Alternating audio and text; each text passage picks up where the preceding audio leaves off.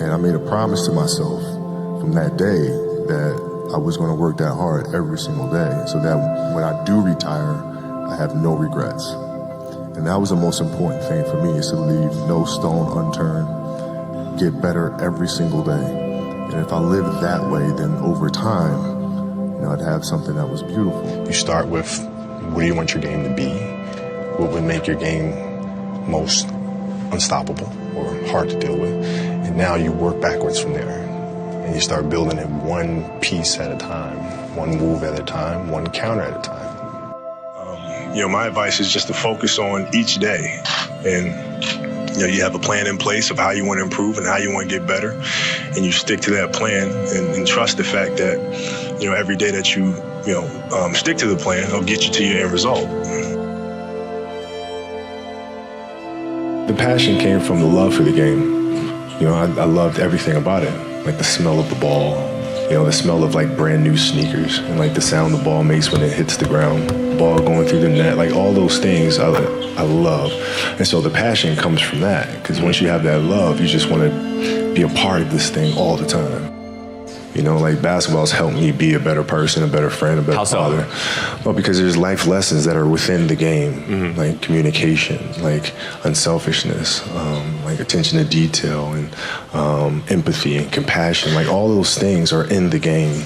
Using those moments as a weapon. Using basketball as kind of like a vehicle through which to express yourself, right? So at that moment, for us to face the Celtics again, it's not about the Celtics. It's not about your opponent. It's about you.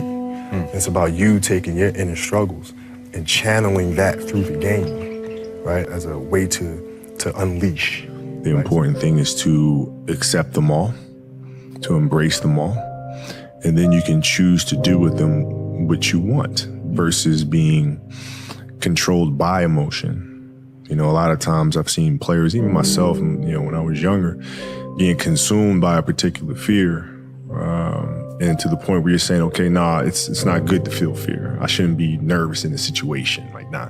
And it does nothing but grow, versus stepping back and saying, yeah, I am nervous about the situation. Yeah, I am fearful about the situation. Well, what am I afraid of? And then you kind of unpack it, and then it gives you the ability to look at it for really what it is, which is nothing more than your imagination running its course, For me, you can't leave any stone unturned. I'm not one that really believes in failure. I believe you have setbacks, and you have to learn from those. You have to learn what are those landmines that can be avoided the next time. What are those pitfalls? And you have to learn from that stuff. And so I welcome those things. It's a part of life. There's a quote from one of my English teachers at Lower Merion named Mr. Fisk. He had a great quote that said, "Rest at the end, not in the middle." And that's something I always live by. I'm not going to rest. I'm going to keep on pushing now. There are a lot of answers that I don't have, even questions that I don't have. But I'm just going to keep going.